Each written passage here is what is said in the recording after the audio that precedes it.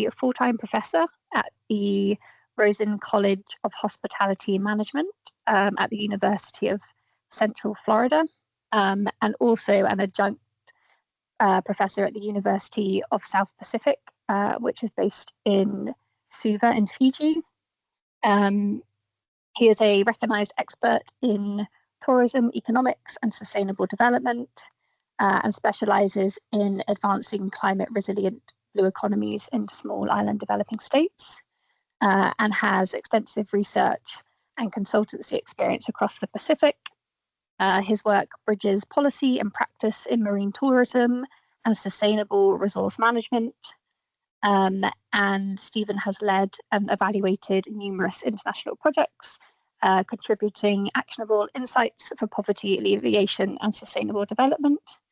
And excitingly for me, Stephen is one of our development advisory panel members for the Sustainable Blue Economies Technical Assistance Platform. So has been working with us in our last round of evaluation of SB platform projects, which has been really invaluable to get that expertise and advice through our process. So Stephen, if I can hand over to you. Yeah, thanks, Amber. Thanks for giving me the opportunity, everyone. Thanks for tuning in wherever you are and whatever time it is. So thank you. I'll just share the screen.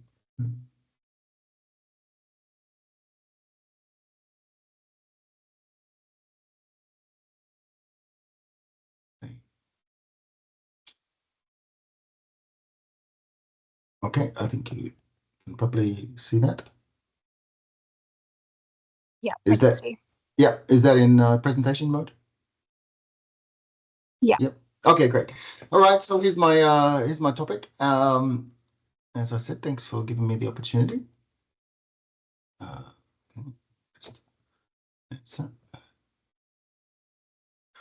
Okay, so the agenda is fairly straightforward. I will present just a bit of a snapshot, gathered some statistics about our oceans, and then just to unpack what policy sticking means in the marine and sustainable development context.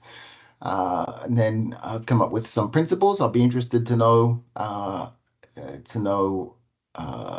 your opinions on how also to get policy to stick and to be implemented, be enforced. And then I've come up with some success stories and some less than success stories.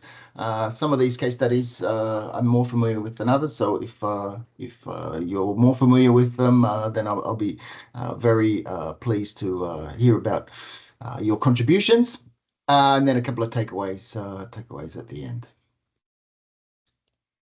Okay, so just digging around into aspects of ocean health.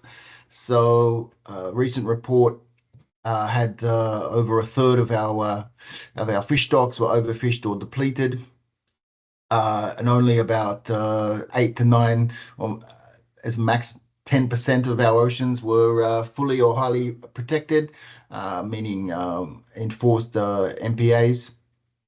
In terms of plastic pollution, estimates vary, but somewhere between 11 to 23 million tons entering the oceans annually, and ocean acidification up 30% since in the last 100 or so years. And then the UN tracking life underwater, the SDG 14, recently had it monitored as off track. So and then the picture there is the proportion of fish stocks at biologically unsustainable levels. So that's presenting somewhat doomy picture, but it really emphasizes the need for prudent and scientifically driven and policy. Okay, so I'm interested in I'll just throw it open. Maybe you can use the chat. If you were given the topic, what does policy stick? What sort of, what sort of characteristics or principles would policy sticking mean in this context? So maybe you've had to think about the topic as you tuned in, and what would it look like? What would it look like to you if the policy was if policies were sticking?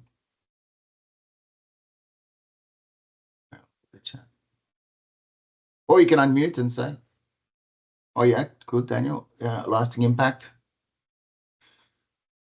Yeah, so there's a temporal dimension. Relevance. Okay, good. Making way through to management measures.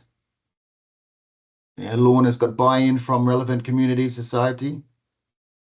Still implementation. Yeah, policies leading to action, not just on paper. Yeah, that's a big one. Resources behind it. Holly puts in, yeah. Allocated to a policy. Adoption by governments. Yep. Yeah, long-term impact funded. Yeah. Yeah. So they're very similar to what I was digging around and coming up with. So let's go through them. Thanks for that. Okay, so the policy, using that common image of the iceberg, we've got the a successful policy or the policy sticking, so to speak, is just really the top part, and there's a lot of things that go underneath it. I've listed some of those ones there, but I think some of these were mentioned just previously. So yeah, policy implemented, not just on paper. There's a temporal, a long-lasting impact. So enforcement over time, 10 years, 20 years. I mean, of course, it depends on the situation. One other thing I think is adapting to the new science or climate realities. So I think that was one thing that didn't come up, but really grounded on strong science. And I think being in academia, there's a sort of threat, I mean, we hear it from, well, especially in US, right? Sort of what's the word, like denial of science, and we've got people in political positions who are climate change denialists, and so it's extremely frustrating that good science is not recognized and implemented or taken into listened to, taken into recommendations, implemented. Some evaluation, so measurable, I think that also came up. So yeah, I think policy also needs that monitoring and evaluation component, and yeah, it needs to survive beyond just this relates, of course, to the temporal and longevity, but also that it's not switching out every 3 or 4 years when governments potentially change. So I'll go through some of those. Okay, so principle one, with an example, was the strong legal foundation and clear objectives. So so that it's binding legislation rather than voluntary guidelines. I'm working a lot in the tourism sector, and we teach the students, and lots of destination marketing organizations and ministries of tourism talk about developing codes of conduct, but they're all a lot of these codes of conduct are just helpful suggestions, let's say, rather than legally binding legislation. And so then it's up to, of course, the individuals whether they follow it.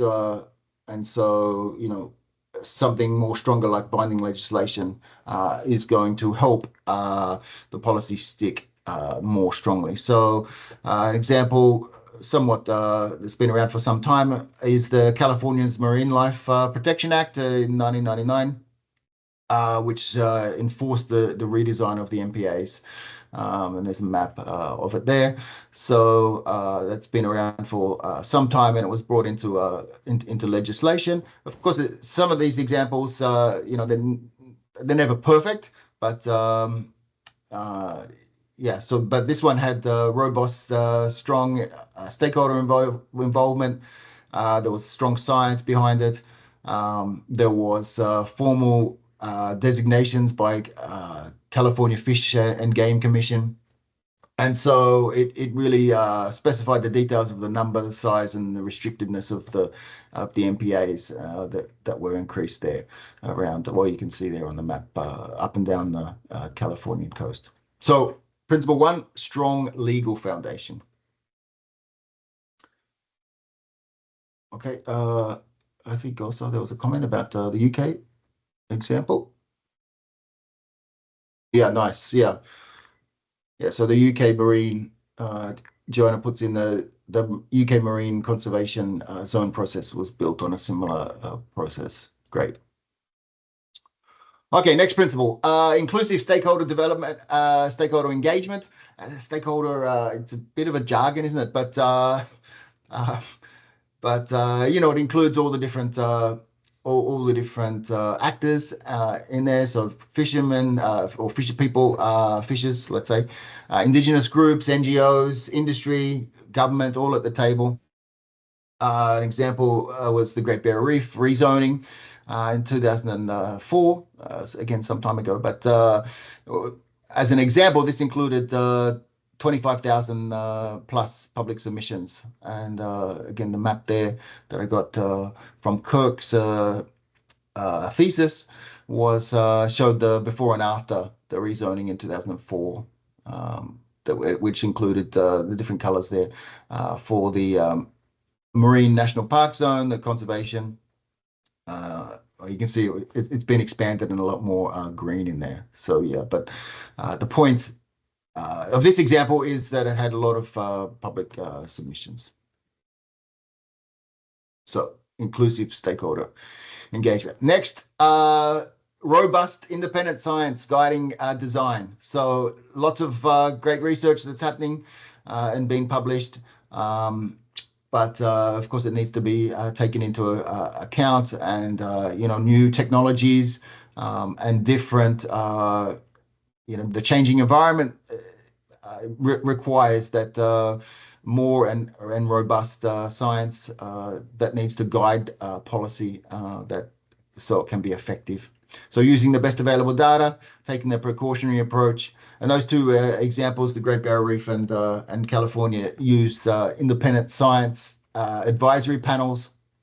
For example, the California Master Plan Science Advisory Team was appointed expert only, not only stakeholder driven, but operated independent or evaluated independently, right, to score and refine every MPA proposal. So again, just some screenshots of different academic, different research papers that have been published that went into driving some of the policies there.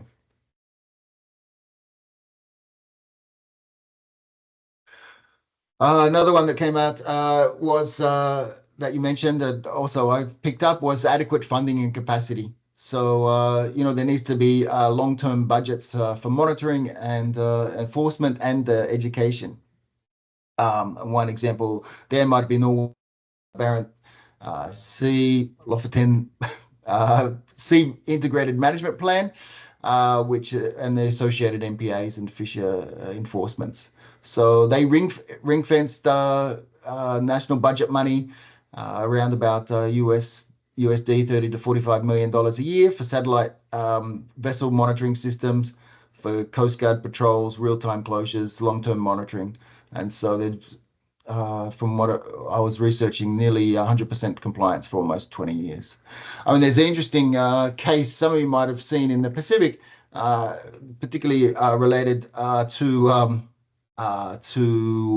some tourism development, that there was some new there was going to be a casino built on one of the outlying islands. That happened was very difficult to monitor, needed an environmental impact assessment. And anyway, that didn't happen. And the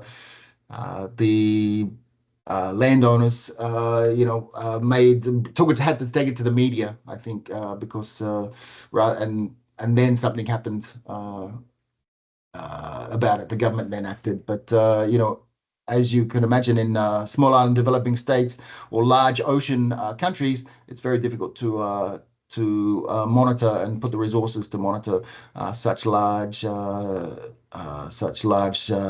areas, and to enforce some of the policies to make these policies stick and not just be paper. Okay, so that was adequate funding and capacity. Next, we're following on from that, related to resources, is real enforcement and compliance tools. So things like vessel monitoring, more recently drones, can cover some of these vast ocean distances, community patrols and enforcing stiff penalties. So I think this is a really interesting area. I'd be interested to know if people are researching into this, or what their experience is about the effectiveness of using drones to monitor and enforce some of the policies like illegal fishing. There was that research done relatively recently in India, which looked at fishermen's attitudes to drone use for sustainable fishing in Kerala in India. It was just it's a qualitative study, but it's a little bit difficult to see. But the fishers very supportive of the use of drones to help enforce fishing regulations and other types of policies that are already out there. Next is adaptive management and regular review. So, sorry, just going back to drones. I think Joanna had a comment, which I'll read out. Drones are okay for inshore work, but offshore remote surveillance through satellites are used and open access. Okay, commercial and open access. Okay, good to know. So satellites. You said to put comments in the chat, but it keeps interrupting you. So I'm not going to put any more comments in the chat, and I'll wait until the end. All right. Okay. All right. Thanks. I'll stop reading the chat, but everybody keep putting the comments. I think that's the best way forward. Yep. Good. Thank you.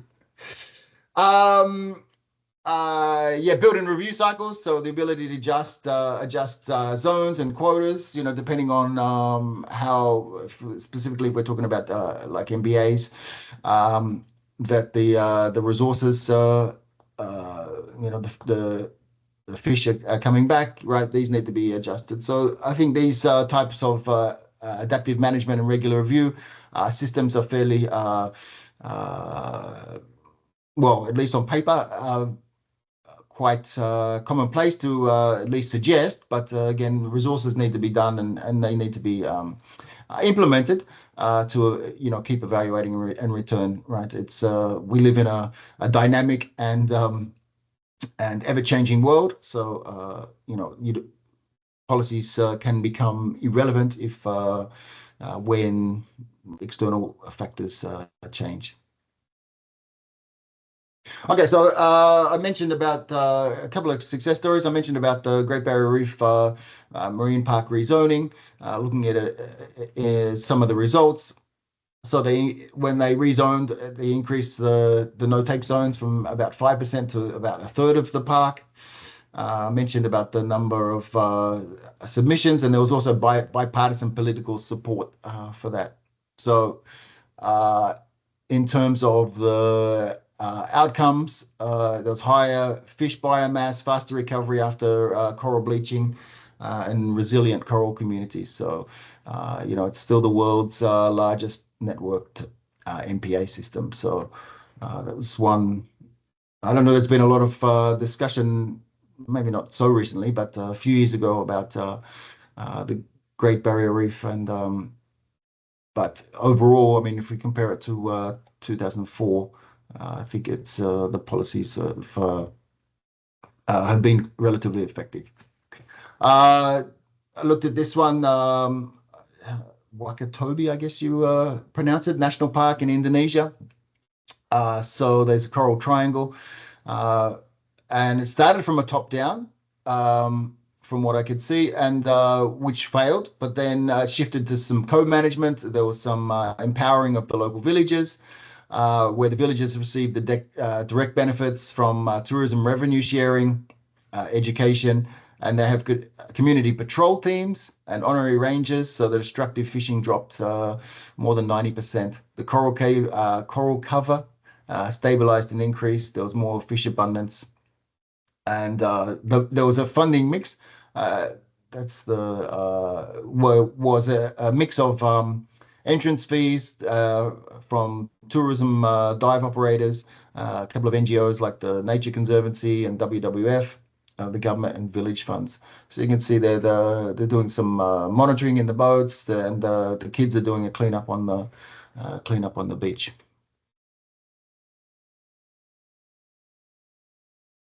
And then the Palau National Marine Sanctuary. I think a lot of us are aware of this case study.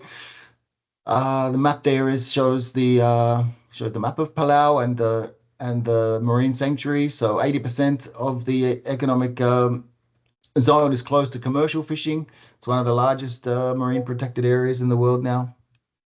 There was strong political leadership and community buy-in, and so the tuna stocks have recovered. And so this is often seen as a model for the remainder of the for Pacific Islands.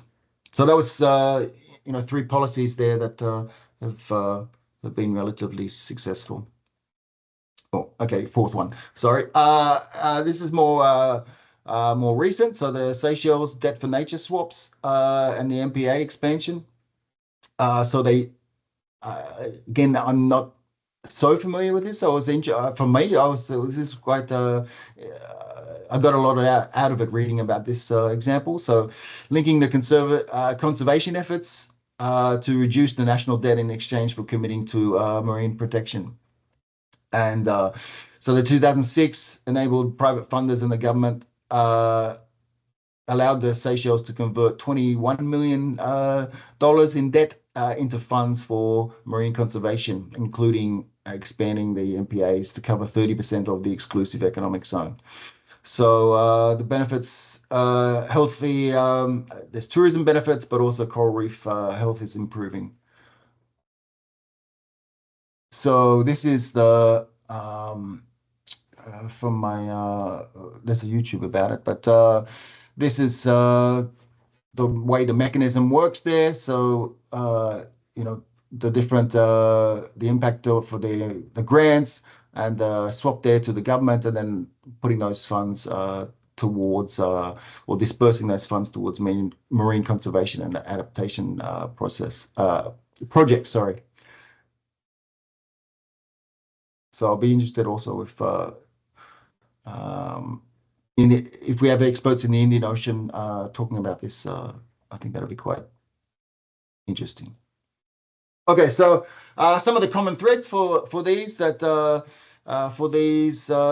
case studies is that the policy lasts for decades and delivers. So it's just a summary there of some of the key principles. So the strong law and the legal framework, the inclusive process with all the stakeholders and groups coming together, that it's based on rigorous science, that it has funding and resources as well as enforcement and resources for the enforcement, and that it's has the adaptive that it's a continuing process, right? Like a continuous improvement, or at least evaluation to make sure that it stays relevant and stays appropriate. Okay, I looked up some other less than successful stories. So one example was the Newfoundland northern cod collapse. So there was over-optimistic science and political pressure. The quotas were too high. It wasn't a precautionary approach.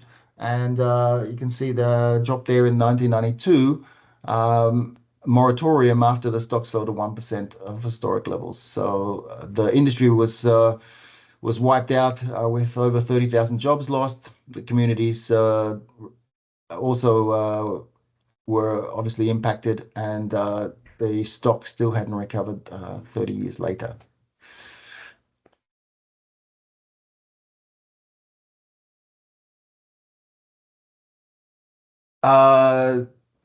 The EU Common Fisheries Policy from the 80s to the 2013. I know after 2014 there was a change, but there was back in that period, what's that, about 30 years, there was the quotas were above what the scientists advised. There was a lot of tons of discards and this paper park MPA. So I think I've got a slide about that. How there were just MPAs in on paper essentially. And the result was 40 to 60% of assessed stocks overfished in the 2010s. But there was reform in 2013, but there was already somewhat damage already done. So again, the graph there shows the stocks capable of yield as well as sustainable exploited stocks, and obviously the more red, the more bad.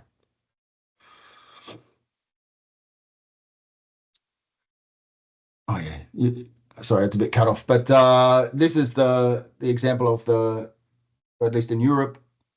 Just take a drink.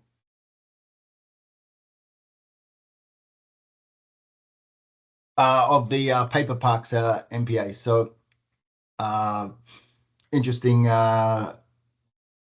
I got the maps from that the URL listed there, but so they're designated in name, but there's no enforcement. The red is the MPAs that are let's say listed, but the green on the other side is on the left is just those that are actually enforced. And this is not just in Europe, although that's what the examples, the picture that I found.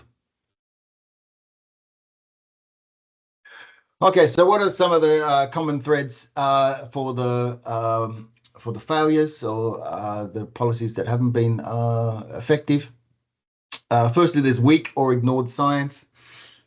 There's the exclusion of stakeholders, which leads to resistance or illegal activity. The long-term funding is not there. The enforcement's not there, and there might be inflexible rules that collapse under the pressure. So just sort of comparing successful examples and failures. The factors there on the left-hand column, the legal mandate, the stakeholder inclusions, the use of science, enforcement and funding, and adaptability. So you can see there that obviously the successes have those, and the failures don't.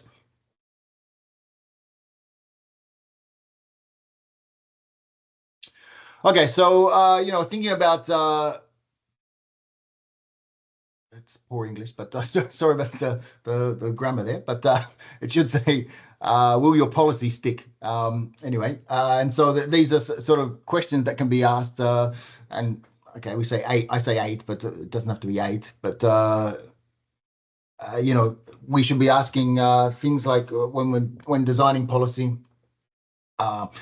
is there a clear and bridging legal framework? Have all stakeholders been meaningfully consulted? And by meaningful, that it wasn't just tokenistic.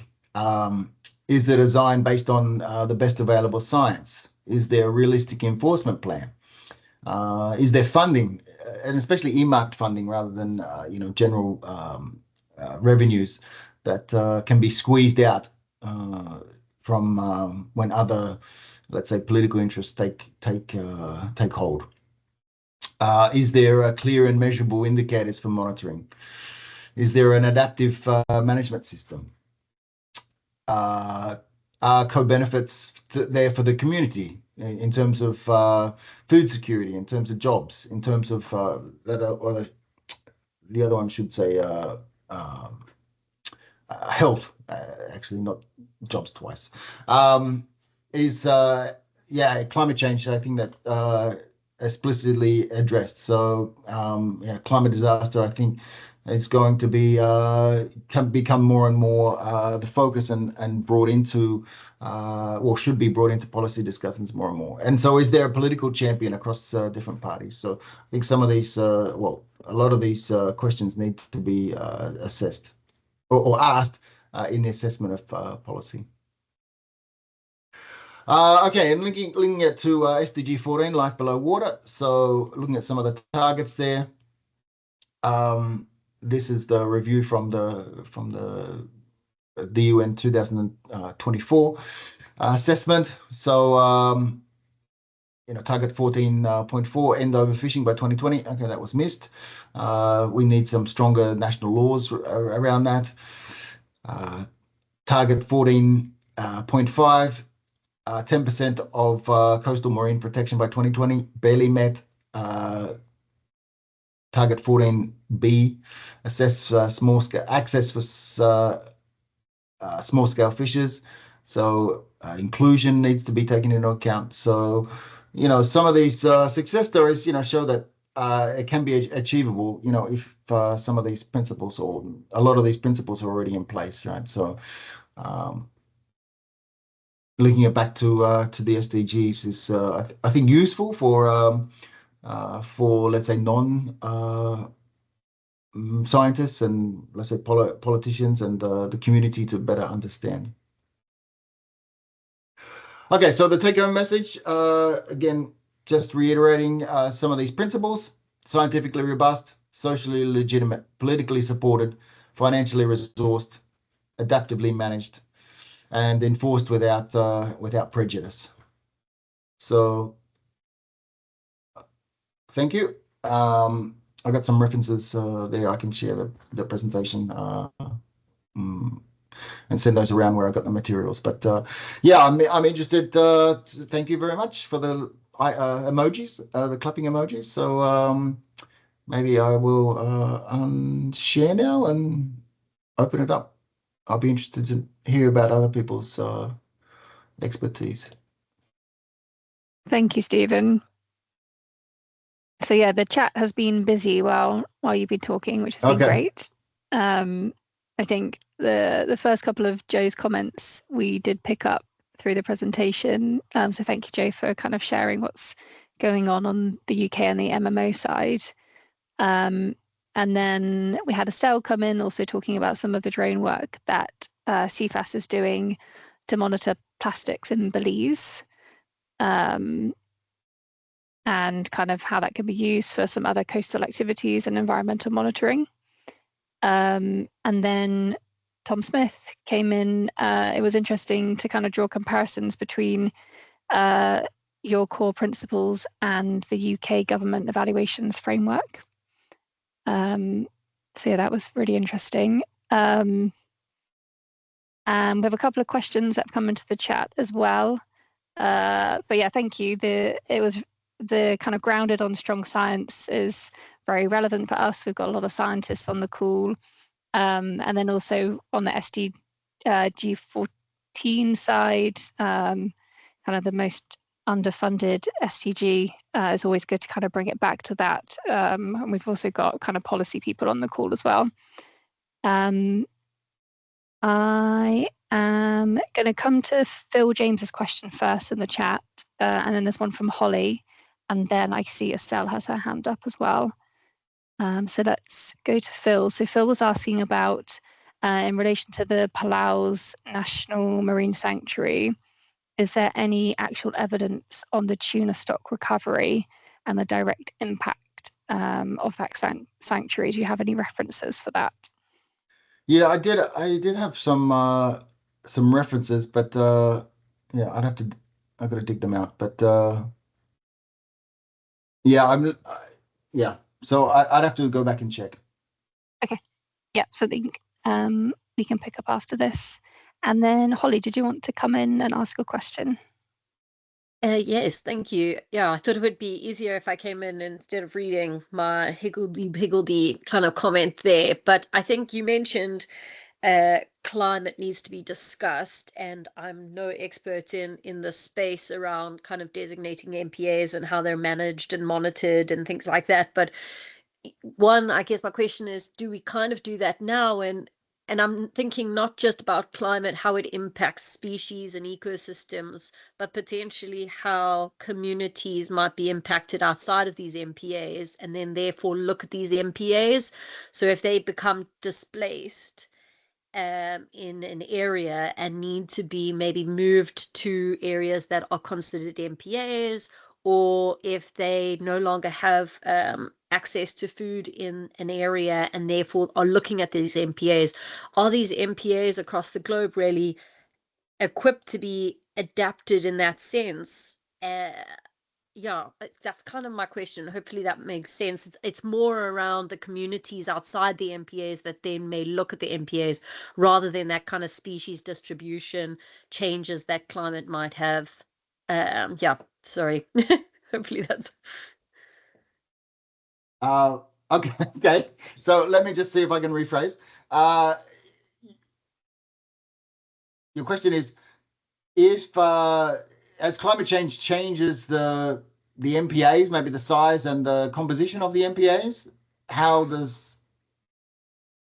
communities adjust to that? I think it's more if climate change impacts the communities, how would they view MPAs where they can't fish or they can't utilize or they can't inhabit and build homes and communities and things like that? So I think it's more yeah, how do we navigate that when MPAs are so fixed, in my view?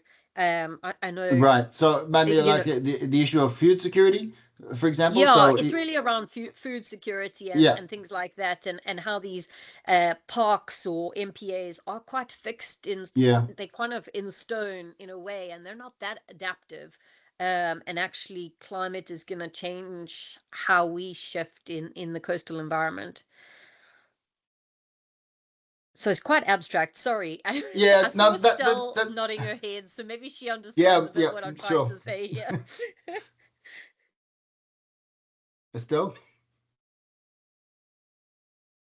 Yeah, I guess it's thinking about that future proofing, isn't it? Are we designing a system that actually isn't fit for purpose going forward? And I think a lot of people have questioned the of a spatial based approach for marine protected areas versus a more adaptive approach. I know JNCC do a lot of work on the kind of adaptive approaches of marine protected areas, but it's interesting, isn't it, when you talk about like the links to tourism, where you have huge amounts of investment in tourism infrastructure, and a lot of those are increasingly benefiting from marine protected areas, or they want the marine protected areas. And we're creating less flexibility around these systems, and thinking about, I guess, some of the impacts we are expecting to have. So I guess, I suppose it's, are we setting ourselves up for failure long term because we haven't really thought about how climate change will impact on mobility and change in food sources? It's that kind of approach, isn't it, Holly? Yeah, I think that's it, and I know there's some JNCC MMO colleagues on the line, and it's really about that kind of flexibility. Is that actually, are MPAs flexible enough to be useful in the future? They may be.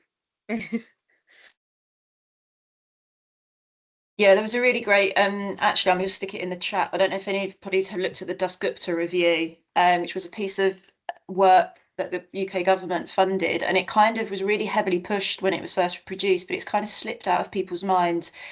But that really looked at mobility as being one of the key factors that we don't build into our economic models, and we're seeing that increasingly with kind of a rise of protectionism, I guess. And his argument as economist was very much based around the need to really think about ourselves from the mobility. All animals move, humans traditionally moved, and are we kind of, are we restricting and not actually setting ourselves up not to being able to respond to climate adaptation because we are so fixed, I guess our sovereign approach. And but the Descriptor Review is really quite interesting from that point of view, so I recommend that as a good read in thinking about mobility within these systems. Possibly another principle we need to be thinking about when we think about sticking policy. So another one that I had was just, it's really interesting. I think, Stephen, you said a huge amount about the kind of positioning of science, and which I 100% agree with. I guess, and it would be interesting to get your views as an academic in Florida at the moment, in regards to how do we think as a science community we need to be thinking more about principles about how we tackle disinformation and political, a lack of political support. I guess policies generally tend to require political support, and how do we future-proof our approaches in the blue economy to be dealing with that and set ourselves up for more success when we are having, politically, the sciences are having a really tough time. And this, I guess, comes back to the sciences. It comes back to the funding. It comes back to that, you talked about that cross-party kind of political support. How do we deal with disinformation? How do we deal with, and is there more we should be doing? Our climate colleagues have done amazing jobs at raising the profile of climate science, but obviously they're now facing that huge backlash. I don't know if you've got any thoughts on that, being at the forefront of that in America at the moment. Yeah, it's a $1 million question, because I think they're playing a different game. That the people that are putting the disinformation and the spin on it than the academics and the scientists. That we present, let's say, rational or let's say logical type arguments, and then they're just coming in with the counter arguments are just emotive and play on fears and that sort of thing. So it's you're not really fighting fire with fire, so to speak. Florida's Florida's the next level up. Well, having said that, we still got some great. There's still some people some politicians in the state, like we've got the Sea Turtle initiative here in Florida that's got lots of funds behind it. It has the card license plate funding. We get the funds earmarked, right? So if you get like the turtle on your number plate, all those funds go to support sea turtle research. So so there's pockets where people are working together, and that has tourism implications as well as for the residents as well. So getting back to your question, I think one of it, you just got to keep going. Like we don't emphasize enough. We think when we talk about climate disaster and climate change and healthy resource use, I don't think I get the impression we think we're talking about it enough, and the message is cutting through, but I'm not sure it is. Yeah, and so different. I think we've seen the communities, people, the politicians and sort of bureaucrats listen eventually to the community, right? Because they're the ones. So I think tapping into that is the best. Yeah, the best way. Selling using our research and sort of converting our research into podcasts, into like the conversation, those types of trying to get journalists to pick up our research and present it to the layperson. I think is the best way. I think that's been a real challenge and a real emphasis that I've seen me and my colleagues have been trying to do with a lot of our research, not just related to blue economy, but I think we're making some slow progress, but I think that's probably the way in. Thank you. Thanks, Estelle. Yeah, really interesting. We've got kind of a lot to learn on how to communicate and get greater engagement. There is a question from Daniel in the chat about the role of the private sector. So Stephen, from your experience with sustainable tourism and hospitality, what do you see the role of the private sector in that?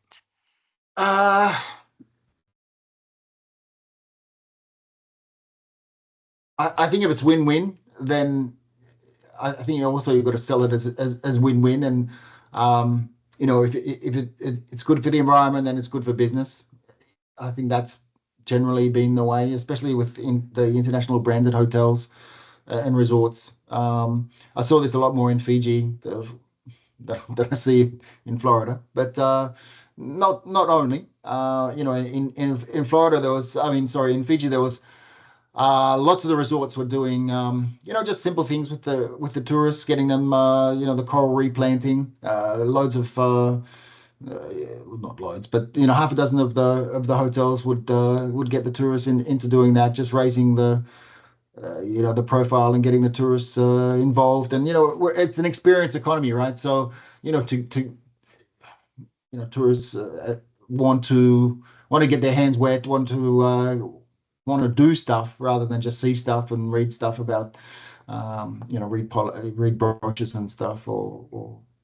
So I think engaging them as much as possible. I know, like I said, I've just started to work with the sea turtles here in Florida, and I know that in the Caribbean, of course, there's other examples where getting the tourists to get in and have that experience along with the locals, I think is probably the way to do it.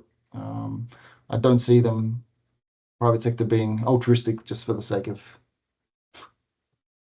being altruistic.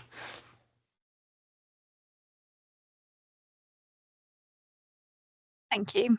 Any other questions on the call? Also, anything else you'd like to ask us, Stephen, as well? Joe very kindly put in a contact who is an expert in the Seychelles. I was just going to follow that up.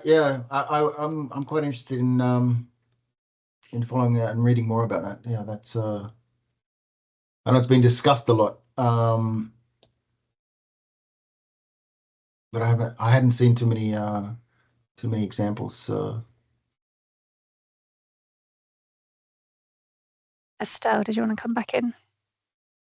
Yeah, I suppose I was just thinking about that, as you said, around the kind of, thinking about tourism as that experience sector, and how do we, I guess, raise environmental awareness and science research awareness.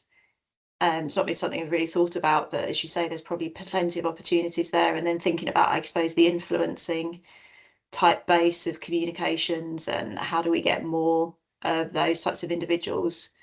You see the aggressive marketing that these guys are capable of doing for the private sector and for the consumer sector. Is there more we could be doing to get them on board for promoting research and thinking about that kind of side? It feels very much out of our comfort zone and not an area but is that, are we going to miss the boat if we don't start thinking in that way, in regards to how we really start, I guess, promoting the need for, just for more sustainable approaches. Yeah, we do. We do it at schools, don't we? And then we sort of forget about it. We get the 8 to 12-year-olds involved, and then it sort of gets lost lost a little bit. I know that Fiji started also with the replanting mangroves. There was a fair bit of media about it, but then that sort of died off a bit. I don't hear about it or see it much anymore. But that was there was some talk about there was stuff about that, and I think that's a lost. It's about telling stories, right? It's all about storytelling. I think that's really important. Where Disney's so here I'm in the middle of Disney World, but Disney's so so well known and so famous. It's all about storytelling, and when I work with especially in rural tourism development, it's about telling stories. If you've got the natural attractions, whether it's water-based or more mountains and geology, it's still rock's a rock, but you got to tell a story about it and engage people and bring it to life. And I think it's the same with the water and life in the water. Yeah. I just wanted to come in on that tourism comment. Again, this isn't really my area of expertise, but as we utilize tourism for kind of science-based investigations, obviously we saw how that is not as resilient in the space of things like COVID and future kind of disruptions, whether they be wars or geopolitical kind of conflicts or things like COVID and pandemics, and how much are we resilient, or how much are we dependent on that for science, and how much is science then set back when that can't happen, and do we have other mechanisms to kind of build that resilience in with communities and schools and school-based kind of I don't know if you have any thoughts. Obviously this is more your area. Yeah, I mean, it's a great point, and I think tourism is resilient, but it is, as you mentioned, very susceptible to external shocks, that happen, around the other side of the world. I think also, as you mentioned about the local communities, some of these programs should be happening, or not should be, but it's great to have these programs that happen in the local communities, right? Because there's lots of sort of a bit of a slogan now is a nice place to live is a nice place to visit, right? So tourists want to go to places that are sort of not artificial, not that are authentic, right? So if the community care and care about their marine resources, their coast, then tourists want to be part of that. So I think it doesn't have to be one or the other. And I think if we can engage local communities, then we get visitors who also want to engage in that as well. So for that purpose.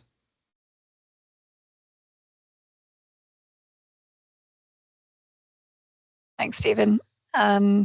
Yeah, it's interesting what you were saying around storytelling as well. I think we could do that more through our programming and projects. It was really great to see in the International Court of Justice's advisory opinion on climate change that they did allow those kind of community-based stories to be submitted into that as well. Yeah, Vanuatu have done a great job. Yeah, they're really taking the lead in that area and becoming well known. Yeah, for regenerative tourism, for climate, for speaking up about the climate. So yeah, they've been quite impressive. So there's just another comment about example of citizens science is the Coast Snap project. So thank you for that. Is that a UK-based project? Yeah, I'll look that up. That's a global project. So the first examples I think was from Australia. where they put a camera on a beach, and whoever went to visit the beach will click a picture and upload it on their cloud. So it was an easy tool for the scientists to look at the change of shoreline with respect to high tides and extreme waves and things like that. And then later on, they will download the images from the cloud and have the shoreline mapped and they'll have the date stamp, the time stamp. So it was very easy for them to correlate the condition of the beach, as in what was the wave condition on that day. And since then, it has been duplicated in many places. We have one down our Lowestoft office. We have a CoSnap Riddle there. Amazing. I need to go check that out. I'm just looking at that now. Yeah. One example, published paper about Australia. They're doing it. But it says 200 stations now in 21 countries. Mm-hmm. Yep. Wow. Yeah. Thanks for sharing. And Great. very good. Okay. Shall we bring it to a close there, unless there are any last questions? Okay. Thank you very much, Stephen. That was really insightful and kind of really good to kind of look at that tourism angle as well. A lot of the places that we work in are obviously tourist attractions as well, so we need to consider everything. And thank you, and I'll see you soon, I hope. Yeah, thanks everybody for giving me the time. Yeah, I really enjoyed it. So great discussion. See you at the next one. Thanks, everybody. Bye. Bye.